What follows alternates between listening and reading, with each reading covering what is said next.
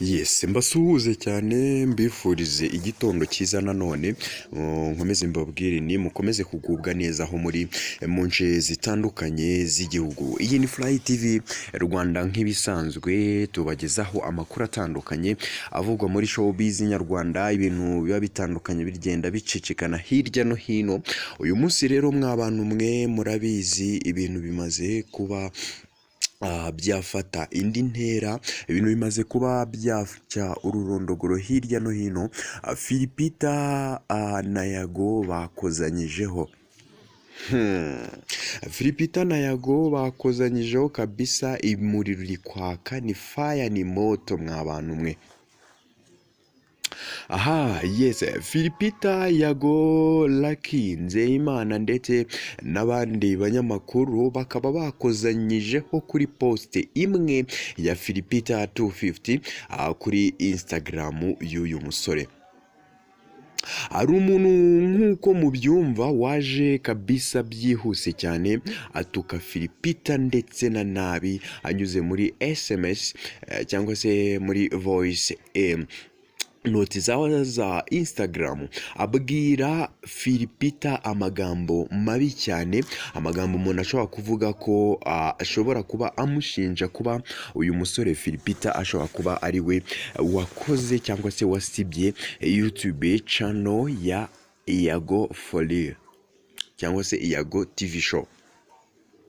Ibi ngibi byagenze gute cyangwa se niki cyabiteye? Byose navuga ngo bikubiye muri mu kiganiro kinyuze muri comment YAGO, Lucky, Nzeyimana ndetse na PHILPETER 250 bagiranye kuri Instagram, byose biri hanze.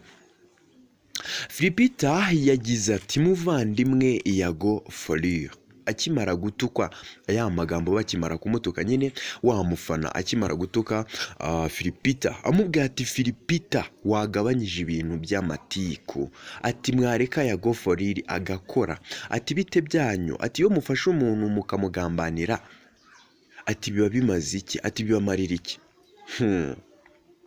Yes, reka rero umuntu byose natwe Fly TV Rwanda nk'uko babishyize hanze natwe turebe ukuntu twabishyira hanze mwese mukabimenya. Yes, bamwita PHILPETER 250 yatangiye abwira YAGO ati muvandimwe YAGO nagira ngo ngusabe ubwiza ukuri abanyarwanda bireke kubateranya n'abandi. Ayo niyo magambo umuvandimwe PHILPETER 250 yatangiye avuga. Arakomeza avuga ati ingingo ya mbere, ati abanyarwanda babimenye, channel yawe iriho ntabwo yigeze isibwa, ati channel ye iracyariho, ati ntiyigeze isibwa, ahubwo wahishe content zose ku bushake bwawe.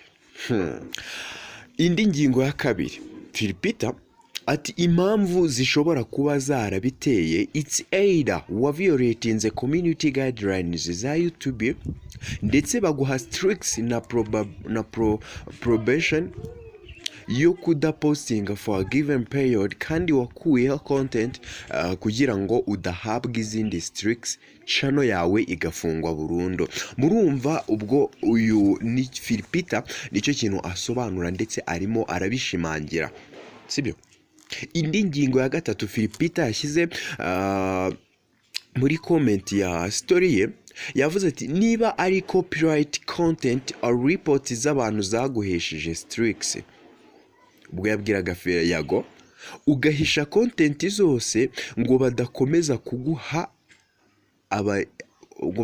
kuguha izindi strikes, wavuga abantu bari kureportinga abanyarwanda bakabimenya kuri email za YouTube ziba zisobanutse zikwereka n'impamvu yatanze, bityo abantu barava mu rujijo bareke gukomeza kudutuka baduhora ubusa grafre.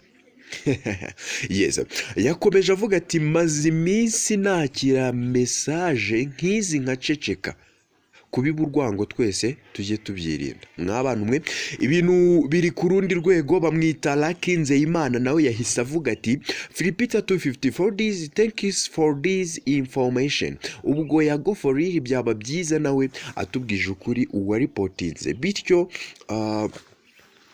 ibintu bikajya mu buryo tukanamenya n'amakuru ya nyayo y'uwaripotinze, bigafasha. Ati ibyo birafasha buri wese kumenya ukuri kandi adaketse, kuko gukeka ari icyaha. Noneho mw'abantu mwe inshuti za Fly TV Rwanda, ugiye kumbaza uti cyangwa se byakomeje bite nyuma yaho aba bagabo bavuze, cyangwa se PHILPETER aposinze biriya bintu. YAGO adatinze atazuyaje yahise aza akora reply, aramusubiza agira ati message yanjye irasobanura byose bro, ati mumanuke munsi. Ubwo yari replyinze kuri Lucky Nzeyimana. Yes, YAGO for real yatangiye agira ati nta kindi wari kuvuga kuko nawe uzi ukuri, ahubwo mw'abantu mwe ibintu biri ku rundi rwego. Ati nta kindi wari kuvuga kuko nawe uzi ukuri, ahubwo urakoze kwigaragaza muri bamwe b'imbere. Mw'abantu mwe birumvikana YAGO for real yabishize hanze, noneho arerura avuga ko ari PHILPETER 250. Ati gake gake murakomeza mwigaragaze nicecekeye. Ati kandi Imana yo ntikora nk'uko mwebwe mukora. Ati Imana ntabwo ikora nk'uko mukora. Hanyuma ko namwe mwakuriweho kwa uploadinga hafi 2 weeks, ubwo ni ubushake bwanyu? Cyo ni ikibazo cyane YAGO yabajije aba basore cyane rwose.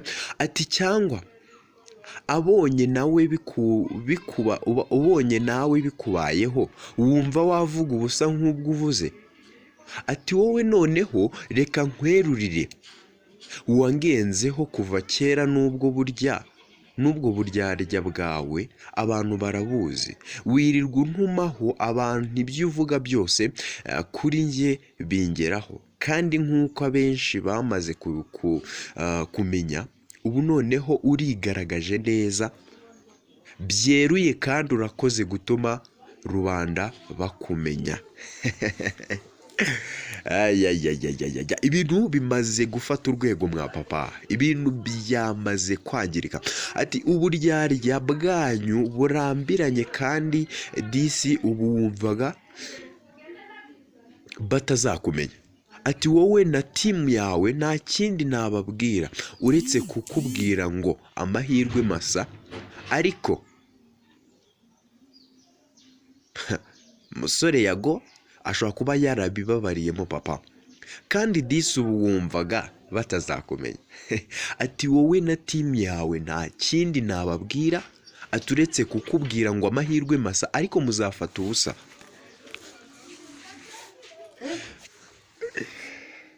Bantu mukurikirana muzafata ubusa.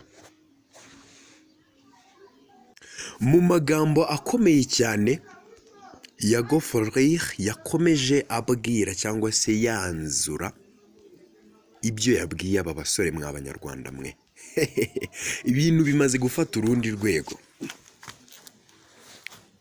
Ati mbasubiriyemo mw'abantu mwe, ati The Choice Live, ati bantu mukurikirana The Choice Live, ati murebe kuri iyo channel, murebe kandi munitegereze igihe izamara idashyiraho content. Ati muzamenya uwo Nizeyimana Peter ari we PHILPETER. Nawe reka umugerere nawe reka tumugerere mu kebo yatugereyemo, tumubwire ngo kuba adashyiraho ibiganiro n'ubunebwe cyangwa se umwiryo. Amagambo akomeye papa. Ati no kumva ko adakeneye gukora ubugambo bwose wirirwa uvuga kuri Top Shata, ngaho waramuzamuye, ngaho waramufashije, ati ngaho utakunyuzeho ntahagera, ati ngaho ndiyiriza, ati byose byangezeho. Urumva? Ati byangezeho. nuko mba narakwihoreye papa ukagira ngo ndinjije ariko burya useka neza ati burya useka neza ati nuseka nyuma.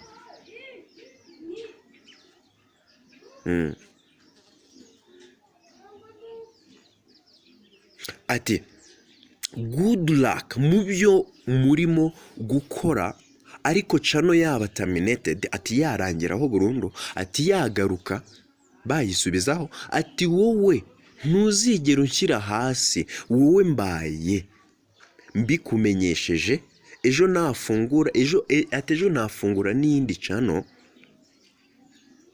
kandi abarebaga ibyo nkora kuri YAGO bakongera bakandeba kandi ku mutima mwiza kuko abantu ndabizi neza barankunda.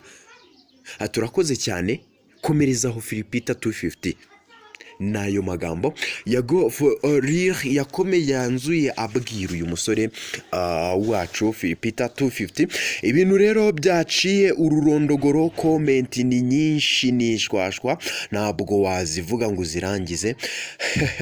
Yes, Yolo the Queen hari ahantu Yolo the Queen yaje avuga ngo YAGO why, hanyuma 250 arareplyinga kuri Yolo the Queen aramubwira ati ibyo rero byo kuvuga ko abantu bamugendaho ariko ntavuga bamugendaho nibyo birimo guteranya abandi bikatwangisha abantu bakadutuka n'ibindi. Ati natubwire uwamuripotinze tumenye abandi tubaha amahoro. PHILPETER yakomeje kugenda yiregura ku bandi bantu agenda kabisa atanga reply avuga ati ariko PHILPETER we yamushyize hanze ibintu byose akaba yamaze kuba yabishyira hanze mwabantu mwe. Yes, ni comment zitandukanye zisukaga kuri iyi story PHILPETER yaje kuba yashyiraho. Gusaba inshuti za Fly TV Rwanda nkomeze kugenda nizera ko gahunda zose cyangwa se amakuru menshi ajyanye n'iyi story cyangwa se n'izindi story zivugwa hirya no hino mu Rwanda turaza kuba tuzibanamo neza 5 kuri 5 nta kibazo na kimwe. Ndabakunda cyane. Ciao ciao, this is Fly TV Rwanda. Imana ikomeze kubarinda.